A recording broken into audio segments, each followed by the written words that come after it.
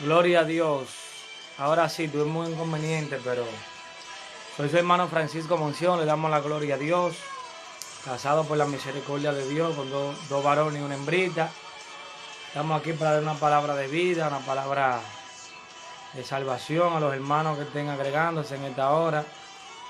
Gloria a Dios, gloria a Jesús. Bendecido sea el Señor en esta hora. Gloria a Dios, gloria a Dios. Gloria a Jesús. Al poder en Jesús. Gloria a Dios. Adoramos al Señor Jesucristo. Gloria a Dios. Gloria a Dios. Vive Jesús. Tuvimos inconvenientes, pero le damos la gloria a Dios que nos da la gracia y la misericordia para estar presente. Gloria a Dios. Para traerle una palabra de vida. Una palabra de aliento. Pueden comentar, hermano. Estamos aquí activos. Vamos a poner una pista para seguir adorando el nombre de Dios. Y estamos activos. Queremos conocer a Jesús. Síganse conectando, mis hermanos, que en el nombre de Cristo estamos aquí, gracias al Señor, trayendo una palabra. Adoramos el nombre de Dios. Bendecido sea el nombre de Jesucristo. Le adoramos, Dios, en esta hora. Gloria a Dios. Pasa que estamos, hermanos, usted sabe, organizándonos, pero en el nombre de Jesús estamos aquí. Gloria a Dios. Al poder en Jesús. Y adoramos, Dios. Vamos a estar leyendo, hermano, en Efesios capítulo 4. Se llama la unidad del Espíritu. Estamos activos, dice Arimendi. Gloria a Dios. Vamos a buscar Efesios capítulo 4, lo que puedan compartir. Y estaremos desde la altura, desde el verso 11. Gloria a Dios. En adelante estaremos compartiendo una palabra. El video estará grabado. El que quiera tirarse el video, déle a compartir, déle a invitar a algún hermano, a algún amigo, en el nombre de Jesús, que pueda agregarse a escuchar una palabra de salvación en este momento. Gloria a Dios. En el nombre de Jesús. Al poder en Cristo. Efesios 4, estaremos compartiendo ahí, versículo 11. En el nombre de Jesús. Una palabra de vida. Vamos a hablar sobre el liderazgo. ¿Cuál es el propósito de los líderes? Del cuerpo de Cristo, de los ministerios. Y una palabra según Dios nos ponga, hermano, en el nombre de Jesús. Gloria a Dios, gloria a Jesús. Vamos a leer en Efesios capítulo 4, versículo 11, lo repito nuevamente. En el nombre de Jesús, la unidad del Espíritu. Y Él mismo constituyó a unos apóstoles, a otros profetas, a otros pastores, apóstoles y maestros. Tenemos profetas, tenemos apóstoles, tenemos maestros, tenemos pastores. Lo puede poner en el orden que usted entienda, pero lo importante es que tenemos 4 ministerios. Tenemos en el nombre de Jesús que partirlo. Gloria a Dios. Escucha, hermano, que es la hora de estudio. Esta alarma aquí. Pero ya en el nombre de Jesús se resolvió. Capítulo 4, versículo 11. Y Él mismo constituyó a unos apóstoles, a otros profetas, a otros evangelistas y a otros pastores y maestros, a fin de perfeccionar a los santos para la obra del ministerio, para la edificación del cuerpo de Cristo, hasta que todos lleguemos a la unidad de la fe y del conocimiento del Hijo de Dios, a un varón perfecto, a la medida de la estatura de la plenitud de Cristo, para que ya no seamos niños fluctuantes, llevados por doquiera de todo viento de doctrina, gloria a Dios, por estratagema de hombre que para engañar emplean con astucia las altimañas del error, sino que siguiendo la verdad en amor, crezcamos en todo aquel que es la cabeza, esto es Cristo, de quien todo el cuerpo bien concertado y unido entre sí, por toda la coyuntura, que se ayudan mutuamente, según la actividad propia de cada miembro, recibe su crecimiento para ir edificándose o siendo edificado en amor. Gloria a Jesús. Gloria a Cristo Jesús. Queremos tratar, hermanos, sobre el propósito del liderazgo o de los ministerios que aparecen en esta sesión de Efesios, que el apóstol Pablo habla desde la cárcel y se dirige a los hermanos de Éfeso. Y vamos a hablar un poco sobre esto. Tenemos varios ministerios, tenemos 5 aquí. Pablo habla de 5 ministerios. Y este es el propósito del ministerio, porque él mismo constituyó a unos apóstoles, a otros profetas, a otros maestros, a otros evangelistas y a otros pastores, o en el orden que usted entienda. Pero lo importante es que el Señor mismo estableció un liderazgo, estableció una estructura para que la palabra de Dios o la iglesia pudiese ser cimentada, pudiese ser dirigida. Y el propósito de esto es, lo dice en el versículo 13, hasta que todos lleguemos a la unidad de la fe y del conocimiento del Hijo de Dios. Y de eso queremos hablar, a la unidad de la fe. O sea, quiere decir que llega un momento que nuestra fe tiene que crecer, a la unidad del conocimiento del Hijo de Dios, el conocimiento de Jesucristo. Entonces, ¿cómo nosotros podemos llegar a entender cuál es el propósito del ministerio que Dios me ha entregado? ¿Cómo yo puedo llegar a utilizar de una manera tal que yo pueda llegar a la unidad de la fe con el pueblo de Cristo, como esa iglesia que Pablo se dirige, hasta que ellos puedan llegar a la unidad de la fe y del conocimiento del Hijo de Dios, un varón perfecto? La palabra que se utiliza ahí ya es un varón cuando está casado, está perfecto, está maduro, hasta que todos lleguemos a esa madurez cristiana, a esa madurez que llega a todo creyente, que llegó Pedro, que llegó Pablo. No que usted sea perfecto en sentido de perfección absoluta, porque esa perfección nada más es Dios, pero en el sentido de madurez, esa palabra también se utiliza en el Nuevo Testamento, porque a todos los que somos perfectos en Cristo Jesús, sintamos una misma cosa, sigamos una misma regla, le dice Pablo a la iglesia de Filipenses. Entonces nosotros necesitamos llegar a la unidad de la fe, necesitamos tener una fe madura. Podemos leer en Hebreos capítulo 11 y podemos ver un artículo, podemos ver el Salón de la Fama del Antiguo Testamento, de cómo esta gente alcanzaron un buen testimonio, cómo esta gente lograron una fe madura, llegaron a una fe tal punto que pudieron tener una confianza tal, que en el caso de Enoc pudo desaparecer con Dios, en el caso de Elías fue arrebatado, en el caso de David, que aunque pecaba, que aunque fallara, tenía la capacidad de reconocer y de entender de que Dios estaba por encima aún de su propia vida, aunque cometió errores, aunque cometió dificultades. Entonces es de la fe del Nuevo Testamento. Incluso los apóstoles en una ocasión le dijeron al Señor Jesús: Señor, aumentanos la fe. La fe. Señor, aumentanos la fe. Incluso Jesús le dijo a Pedro: mira, Satanás ha pedido por ti y se ha zarandeado, pero yo he rogado al Padre para que tu fe no mengüe. Eso es lo que necesitamos, fe. Y la fe la podemos obtener por medio de la palabra de Dios, porque la fe es por el oír, no que viene, sino que es por el oír. Y ese oír es por la palabra de Dios. Y Cristo es el verbo encarnado, el verbo revelado, porque Dios, habiendo hablado en otro tiempo, en otro momento, en otro lugar, a los padres por los profetas, por Abraham, por Isaac, de diferentes maneras, por el tabernáculo, por los sacrificios, por los símbolos, y por todo el Antiguo Testamento, por Abraham, por David, por Isaías, por Jeremías. Dios estuvo hablando en esos tiempos, los padres, hablando de los padres de ellos.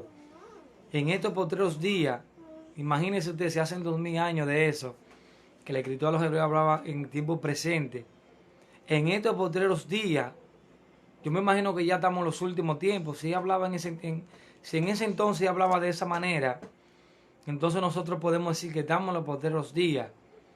Y en estos postreros días Dios ha hablado por su Hijo, el cual constituyó heredero de todo, el cual es la esencia de su sustancia, el cual sustenta toda la cosa con la palabra de su poder. ¿Entiendes? Entonces nosotros necesitamos llegar a esa unidad de la fe, esa unidad de crecimiento, de madurez, de conocimiento. Necesitamos ser estudiosos de la palabra de Dios. Necesitamos entender realmente para qué Dios nos ha llamado. qué Dios espera de nosotros, qué Dios demanda de nosotros. Entonces la palabra de Dios nos enseña, hermano, mire, este libro nos enseña a nosotros cómo nosotros podemos encontrar el plan de Dios para nosotros, cómo nosotros podemos encontrar lo que Dios demanda, lo que Dios espera de nosotros, qué Dios quiere hacer en nuestra vida, aleluya. Hermano, amigo que nos esté escuchando, Dios tiene un plan específico, Dios tiene una misión específica para tu vida, Dios tiene un ministerio específico. Y vamos a seguir leyendo más adelante lo que dice la palabra en el versículo 14. Para que ya no seamos niños fluctuantes, llevados por doquiera de todo viento de doctrina. Ahí está hablando de conocimiento. Pablo habla claro, ahí está hablando claro de un conocimiento. Por estrategia, está hablando de gente que tienen astucia. De hombres que para engañar emplean con astucia las artimañas del error. Entonces, para que ya no seamos fluctuantes, para que no seamos llevados por todo viento de doctrina, de conocimiento, como gente fluctuante, gente que no es estable, para que no seamos arrastrados, como dice Pedro, por el error de los inicuos, de los malvados.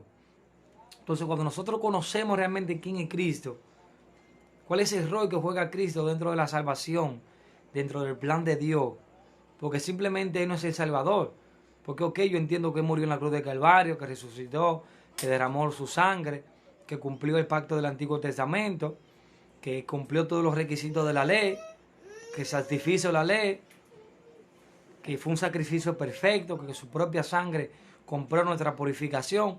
Pero la gente nada más conoce a un Cristo de Calvario, a un Cristo que fue crucificado, pero la gente no conoce un Cristo de transformación, la gente no conoce un Cristo de cambio, un Cristo de que puede renovar nuestra mente, como dice Romanos capítulo 12:2. Por lo demás, por lo cual, dice Pablo, transformado por medio del Espíritu de nuestra mente. Debemos tener una renovación de la mente, de los pensamientos, para que podamos comprender cuál es la voluntad de Dios. Que ella es agradable, ella es buena, ella es perfecta. Dios quiere lo mejor para nosotros. Como Jeremías se dirige al pueblo de Israel en un momento de crisis, en un momento de corrupción, que los sacerdotes, los príncipes, los profetas profetizaban mentiras.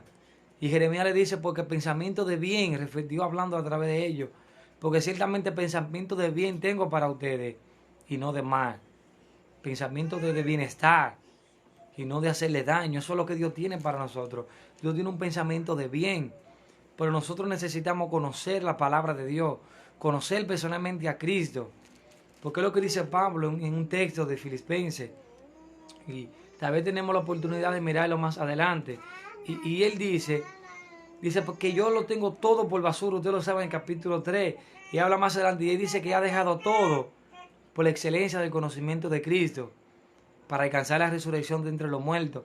No que la haya alcanzado ya, ni que ya sea perfecto, sino que él sigue hacia la meta, dejando ciertamente lo que está atrás, encaminándome hacia lo que está adelante, hacia el supremo llamamiento, hacia la carrera que Dios le encomendó en Cristo Jesús, el llamado que Dios le hizo. Amén. Entonces nosotros necesitamos, hermanos, llegar a un conocimiento de cuál es realmente la voluntad de Dios, para que conozcamos su voluntad, para que sepamos qué es lo que Dios realmente tiene para cada uno de nosotros. Nosotros necesitamos entender el compromiso, el llamado, porque yo le voy a decir algo, para usted construir una casa, para usted hacer un edificio, usted utiliza diferentes herramientas.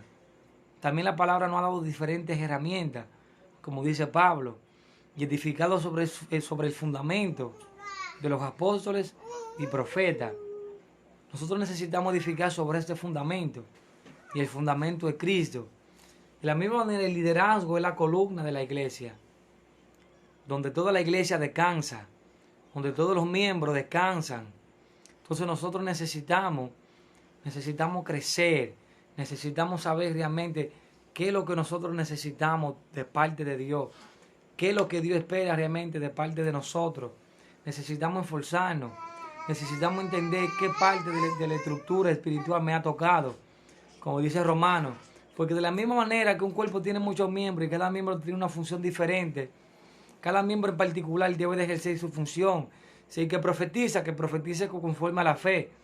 que el que presida con liberalidad, que el que sirve, que sirva con alegría, que el que hace misericordia también que le haga con alegría. ¿Entienden? Que el que ore con fervor. Que si alguno habla, que hable la palabra de Dios, que hable conforme a la palabra de Dios. Que si alguno ministre, que ministre conforme al poder que Dios da. Nosotros necesitamos entender cuál es el error que nos ha tocado, mis queridos hermanos. Y esto es serio. Primera de Corintios 12, versículo 7 lo dice. Pablo le habla a esa iglesia que estaba en un desorden. No estaban entendiendo realmente cuál es el propósito de los dones. Los dones son muy buenos, pero los dones tienen que ir dirigidos por el amor. Por eso es que usted ve que el apóstol le da 3 capítulos importantes, muy importantes. Capítulos 12, 13 y 14. El capítulo 12 le habla del hablar en lengua. El capítulo 13 la preeminencia del amor. Y el capítulo 14 ya usted sabe lo que Pablo expone. Entonces cuando Pablo habla de todo eso, lo más importante de todo eso es el amor. El capítulo 13 la preeminencia del amor. Porque de nada me vale si yo hablo todas las lenguas del mundo y no tengo amor. Vendría a ser como un címbalo que resuena. O si diese mi cuerpo para ser quemado. O si hablase toda la lengua del mundo. Que de tal manera, hermano, que fuera algo extraordinario. De nada me sirve. ¿Por qué? Porque las lenguas cesan. La profecía se acaba. Pero el amor permanece para siempre. Y esto es lo que dice la palabra. Lo podemos ver más adelante en los versículos 15.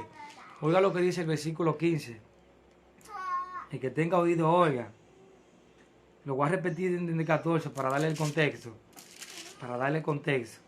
Dice, para que ya no seamos niños fluctuantes, llevados por doquiera de todo viento de doctrina,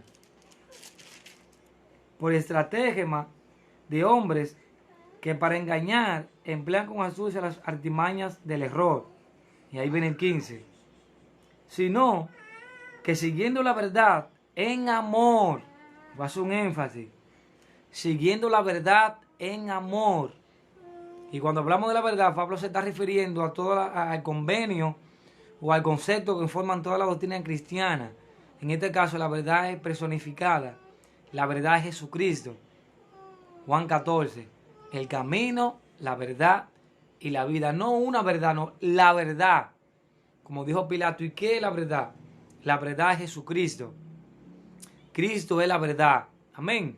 Entonces nosotros necesitamos seguir la verdad en qué? En amor. En amor. Y vamos a consultar varios textos. Como les dije ahí en primera de Corintios. El amor es la fuente. Romanos capítulo 5, versículo 4. Dice, porque el amor de Dios fue derramado a nuestros corazones. Y como el amor de Dios fue derramado a nuestro corazón, entonces a través del amor de Dios, ese amor se derramó por el Espíritu Santo. Porque la prueba produce paciencia y la paciencia produce gozo. Y dice, porque el amor de Dios fue derramado en nuestros corazones por el Espíritu Santo. Quiere decir que para yo tener el amor de Dios, tengo que tener el Espíritu Santo. Y para yo tener el Espíritu Santo, tengo que haber aceptado a Cristo. Porque nadie puede llamar a Cristo Señor si no es por el Espíritu. En Romanos capítulo 8 lo dice. Porque los que son guiados por el Espíritu de Dios, estos son hijos de Dios. Y si alguno no tiene el Espíritu de Cristo, el tal no es de él. Así que el amor de Dios fue revelado, fue manifestado a través del Espíritu Santo por medio de la persona de Cristo. Porque miren con cuál gran amor nos amaba el Padre, que dice que podemos ser llamados su hijo. Ese es el gran amor, ese es el gran misterio. Que Dios nos amó de tal manera que amó a su Hijo Jesucristo. Pero nosotros necesitamos edificar nuestras vidas sobre la persona del Señor Jesucristo. Nosotros necesitamos conocer cuál es el carácter de Cristo, la mansedumbre de Cristo, que Él dijo, mi hermano, aprended de mí. Por ejemplo, en Mateo, aprended de mí, capítulo 11, que soy manso y humilde de corazón. Manso y humilde de corazón. Estamos siendo demasiado arrogantes. Estamos demasiado orgullosos. Los mismos pastores, los mismos líderes somos demasiado orgullosos. Pero yo entiendo porque nuestra naturaleza humana es así. Yo no juzgo a nadie. Yo lo que le exhorto a que usted haga conciencia. Que usted haga como le dijo Pablo a los Corintios. En su última carta, capítulo 13, versículo 5. Examinaos vosotros mismos. Probaos vosotros mismos para ver si estáis en la fe. ¿O no reconocéis que Cristo murió por vosotros? Y que nuestro cuerpo es templo de Dios y que por precio fuimos comprados y que ya no nos pertenecemos a nosotros mismos y que debemos seguir lo que Cristo dijo, ser humilde, tener paciencia uno con otro, perdonando uno con otro, exhortándonos uno con otro, reconociendo el llamado que cada quien tiene, mirando a los demás superiores como a ellos mismos. Hasta que no velemos por el prójimo más que nosotros mismos, no podemos crecer. Porque creciendo se crece apelando por el otro. Amén. Dice el versículo 16, el versículo 16, vuelvo al 15. Sino que siguiendo la verdad en amor, crezcamos. Ahí está el crecimiento. Crezcamos en todo aquel que es la cabeza, hablando de Jesucristo. Y esto es Cristo, de quien todo el cuerpo bien concertado y unido entre sí, por toda la coyuntura, por todas las partes que lo forman, toda la coyuntura, que se ayudan mutuamente, según, voy a mirarlo ahí la palabra otra vez, según la actividad propia de cada uno, para ir edificándose en amor. Vuelve y lo repite, según la función propia de cada uno, hasta que va siendo edificado ¿en qué? En amor. En amor, siendo edificado en amor. Necesitamos ser edificados en amor.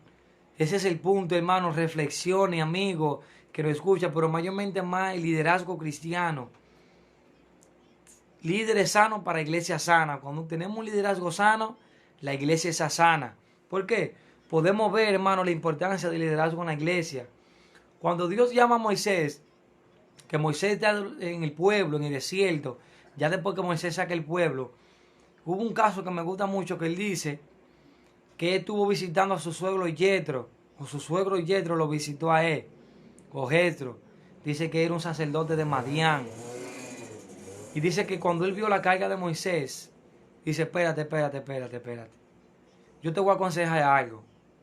Y el Dios tuyo estará contigo, mira. Porque dice que Moisés tenía que juzgar al pueblo desde por la mañana hasta en la tarde. Yo te ruego, no, escucha lo que tú vas a hacer. Busca hombres que tengan sabiduría, que sean gente íntegra, que sean gente justo, que no reciban soborno y que sepan juzgar justos juicios. Ponlo sobre millares, sobre cientos, sobre miles, sobre 10, sobre 100 y reparte el pueblo. Y los casos mayores, que te lo traigan a ti. Porque el pastor no puede solo, eso es obviamente. Nadie puede solo. Porque si no, Dios no hubiese creado a Adán y a Eva. Si no hubiera hecho un solo. De los animales se hizo de cada uno. Entonces dice que Moisés lo hizo así. Y dice que la carga, ¿qué? Se alivianó.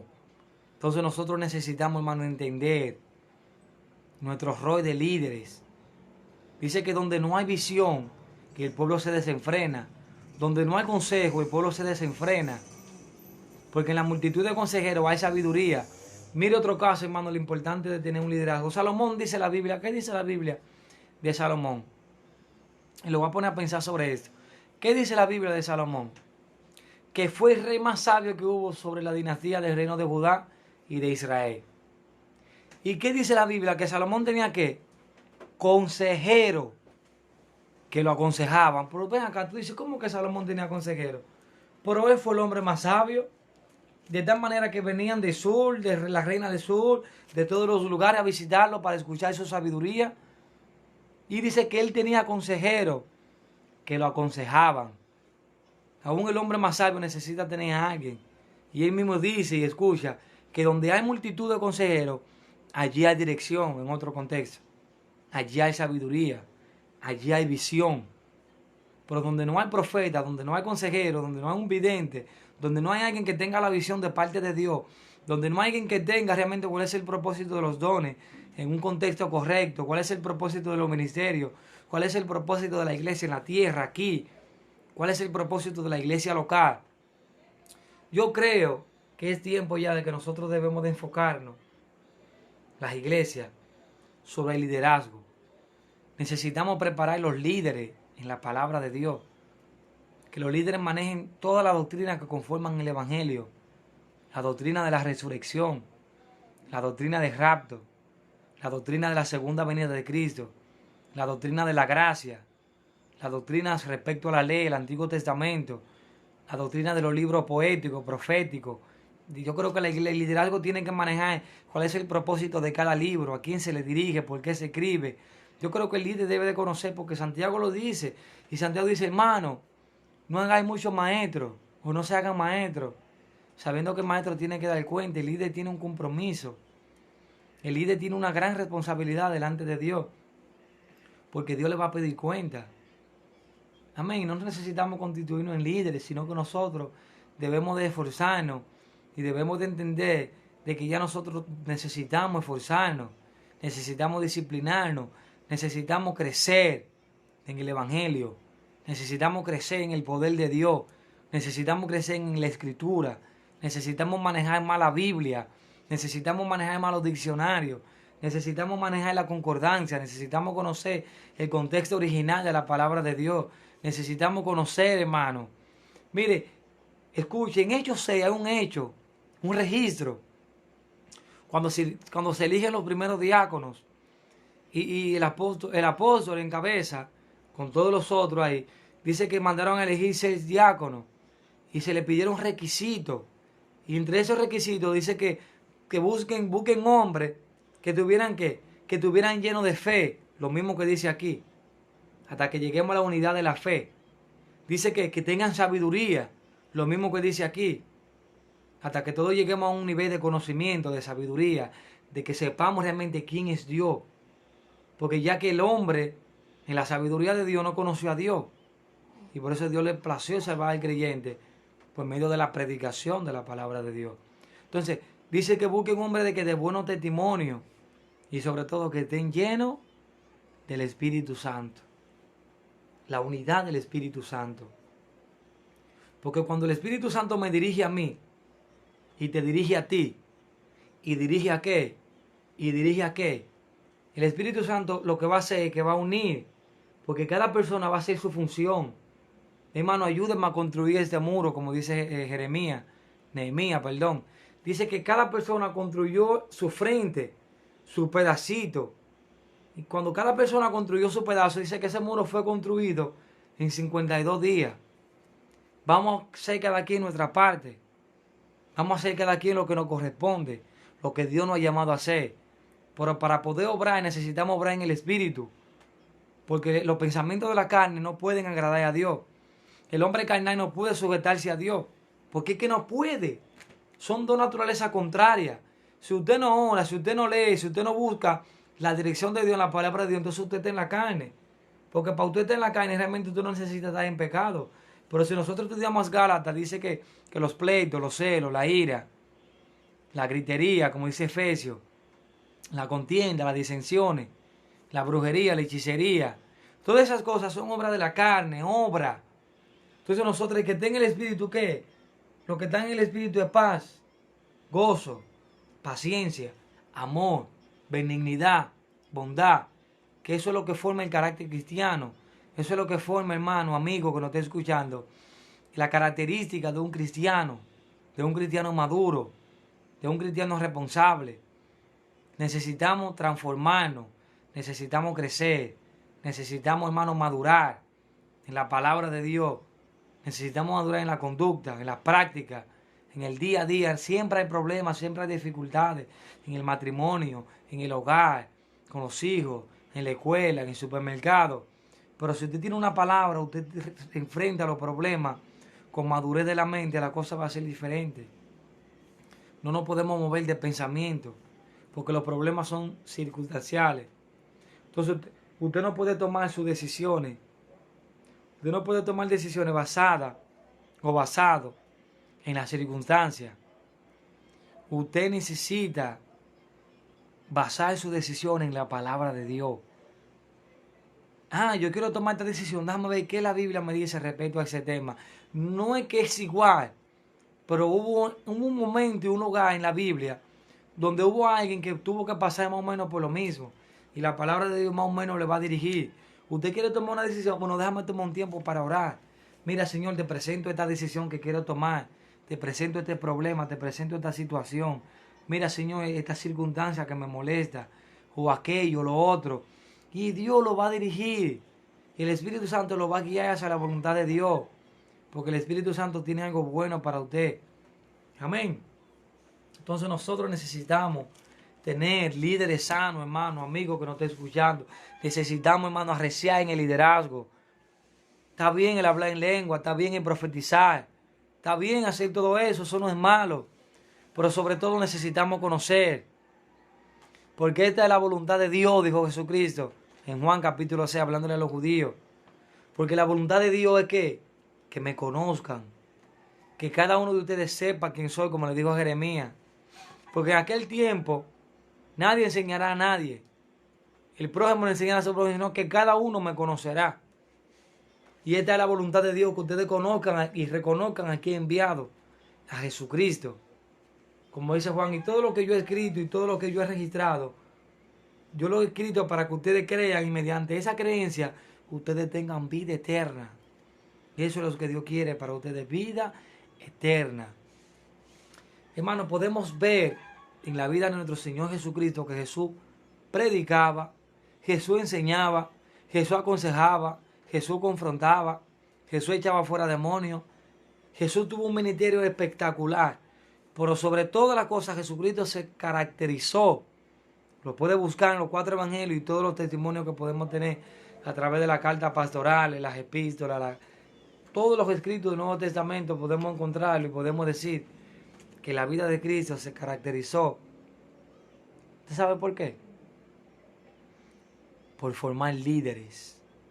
Porque él sabía que con un líder bien formado, ese líder tendría la capacidad de formar cientos, o no cientos, por no decir miles de personas. Amén. Y con 4 apóstoles, con 4 apóstoles principales de confianza, y a través de esos 4 él formó 12, y a través de esos 12 formó 70, y a través de esos 70, después que Cristo se fue, se añadieron como 3,000 personas, y después como 5,000 personas, tenemos aproximadamente 8,000 personas, y después los diáconos se convirtieron en, Felipe se convirtió en un evangelista, que tenía 4 hijas doncellas que profetizaban, Esteban se convirtió hasta en un cronista, un manejo. Mire, podemos ver la vida de Esteban, que era un diácono, pero dice que Esteban habló en Hechos 7, eso fue algo sorprendente. Dice que ellos no podían resistir a la sabiduría y con el espíritu que Esteban hablaba. Y cuando miraban su cara la veían como un ángel. Podemos ver a Felipe, hermano. Mire el caso de Felipe. Usted lo puede buscar, yo creo que en Hechos 12, por ahí. Por ahí que está. Usted lo puede buscar. Felipe en el capítulo 8 llega a Samaria, el evangelio se esparce. O en el capítulo 8, por ahí, del 8 al 12, usted lo puede buscar. El 9 llamamiento de Saulo, 10 Cornelio. Y 11 Pablo por ahí, Pedro y así. Y 12 la iglesia, cae preso.